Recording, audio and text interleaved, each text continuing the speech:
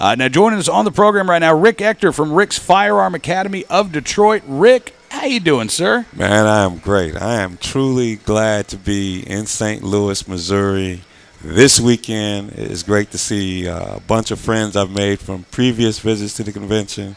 It's great to be here on this set, on this show, live again. Like You've even got fans here. I got fans here, man. You do the social media thing, Facebook, Twitter, YouTube, the blog that I have, and you meet people all over the country that are gun enthusiasts, gun rights activists, and they come to the convention and you meet up and you have fun and you talk guns and you talk about what we're going to do to protect our rights, man. And for me, it's like recharging, my batteries and giving me, some more energy when I go back home and have to deal with, some people who don't feel as passionately about this whole right to keep and bear arms thing that we do. So absolutely, I'm glad to be here. Well, you know what? I mean, when there are armed citizen stories in Detroit, we like to give you a call, and that's why we have you on a fairly regular basis, because there are armed citizen stories that are making headlines in Detroit on a fairly regular basis.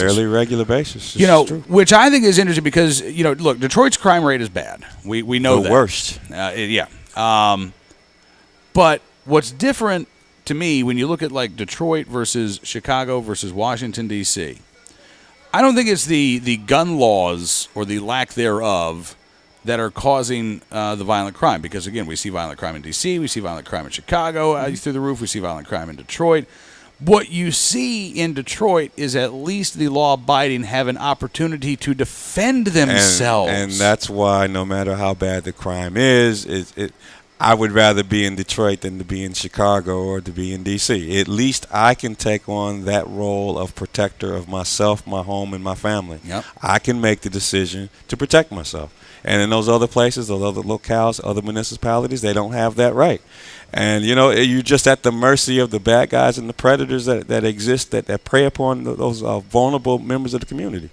So, you know what, things are not as, great as they could be from home, but Detroit. But I'm glad that I have the opportunity to protect myself. I'm glad that I have the opportunity to work with other people and to empower them and give them the gift of personal protection and let them protect themselves. Yeah. I guess the last armed citizen story that I saw from the Detroit area, the 75-year-old homeowner. Right, we talked about that on March 30th, and since then there's been a few other stories that came out. I know, really?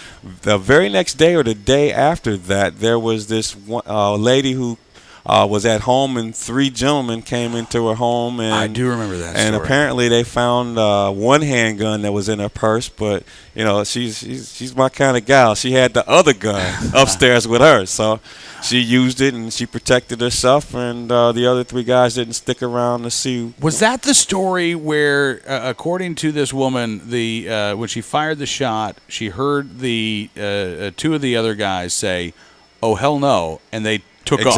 Exactly.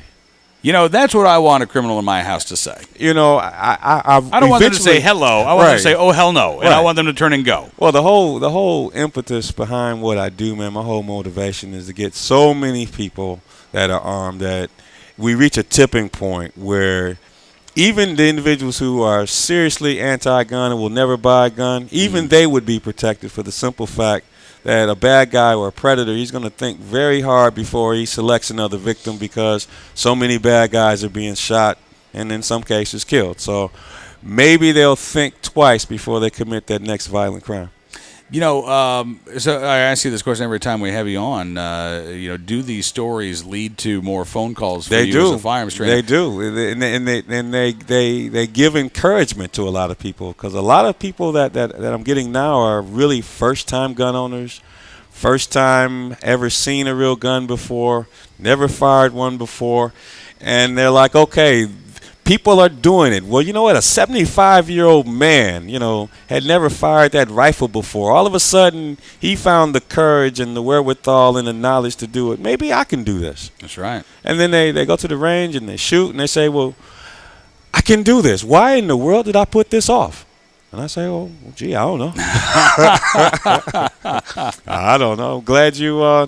I'm glad that you were encouraged. I'm glad that you empowered yourself. Yeah. Yeah. So how many NRA meetings is this for you, Rick? How many have you made? Actually, this is only my second convention. Really? This is my second convention and my third overall gun rights conference. There was the other one, the GRPC, I went to in 2007. Yeah. But after I went to the GRPC, I said, well, let me check out the NRA. And, you know, the thing about... So you were down in Charlotte, right? I was in Charlotte in 2010. Okay. You know, the thing, you hear a lot of things and people say a lot of things, but I believe that you shouldn't make your mind up about anything until you go check it out. Right. And I said, hey, I'm going to go down, I'm going to ride 12 hours because I want to do the TSA thing at the airport.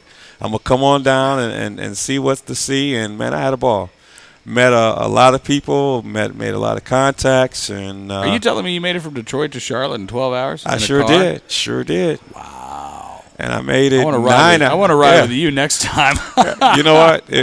Going through Ohio, both in 2010 and this year, coming through Ohio is always tough. But once you make it out of Ohio, you're going to be okay. All right, I'm on you as my co-pilot next time. Anytime. How quick do you think we can get from Washington D.C. to Houston next year? Oh, I don't know. I think we'll have to do the TSA thing and take our chances with the fellas, the screeners. Don't tell me that. So what brought you back this year? I mean, what did you find in 2010 that made you say, okay, I want to go again? Well, I mean, it's everything I saw in 2010 that's here in 2012. I mean, now I have more friends across the country, and when I leave here, I'm going to have other friends that I'm going to make from this visit, and we're going to network, and we're going to do the social media thing. We're going to share ideas. Just from the last time I was here, I was part of the Second Amendment blog bash, and this is when a bunch of other bloggers were coming. As you know, I'm a blogger. My blog, Legally Armed in Detroit.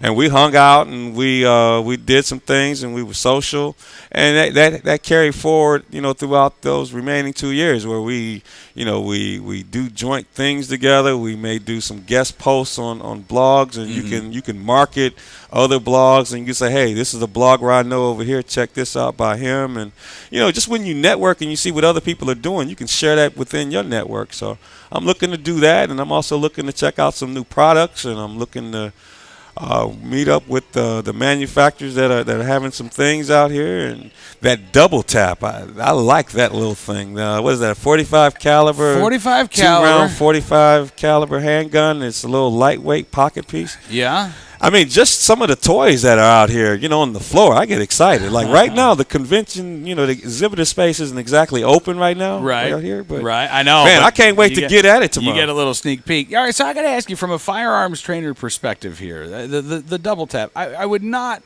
I love the idea, but never as like a primary carry gun. That wouldn't be my primary piece. That'd be my tertiary piece. That's like your emergency backup piece, right? My backup to my backup in my pocket. Okay. I don't know if you knew this, but I routinely carry 2 handguns. Yeah. Primary and the backup. That would be my tertiary, third place piece. There you go. But I do love the concept of this, that there are people out there who look. Not every gun owner is going to be a gunny. No. Not every gun owner out there, sadly, is going to be an activist gun owner. I have more of a problem with gun owners not being activists than I do with gun owners not being gunnies. Well, the thing is, what do you really need to have to just be a safe user of a handgun? Right. You listen to some of these anti-gun people, they think you need to be a 15-year veteran on a local law enforcement agency to be able to protect your house or to, prevent yourself. You need to go to the range every day before noon to requalify for your concealed carry license. You need to learn how to do a stakeout, or maybe learn some martial arts moves. It is really simple. There's some.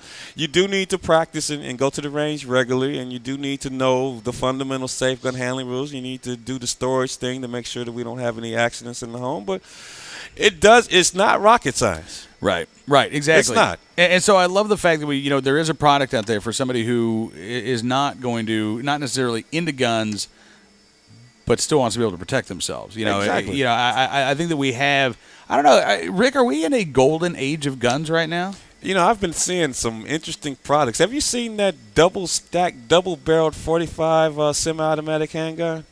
It's got 2 barrels, 2 stocks. Oh, have you seen it? yes, I have. I wouldn't carry it as a gun, as a defensive piece. Right. But man, would I have some great conversations with that thing at the range? Right. I mean, it's a nice piece. Are all of those now sort of the offshoots of the Taurus Judge? Like, all right, let's see what we could do. Right, like, mix and match. Let's mash it up. Let's put a shotgun shell in there and take a 45 Colt. Yeah, what else can we do? Right. What hasn't been done before? I'm loving it. I am too. I mean, this is innovation, and it's and frankly, again, it's the free market at work. We were talking with Mark Keefe, editor-in-chief of American Rifleman, to start the program tonight, and he said, the gun companies are actually starting to listen to what people want. It's not the gun companies saying, all right, well, what if we chamber this in, a 270? What if we, go to a different color? They're actually listening to the not only their customers but their own employees saying, this would be cool. Why can't we do this? All right, well, let's try to do it. Let's, do it. And we'll evaluate it, and we'll give you some feedback, and hopefully it'll pan out. Hopefully we'll have some hits out there. So if you had all of the firearms manufacturers lined up in front of you and they said, Rick,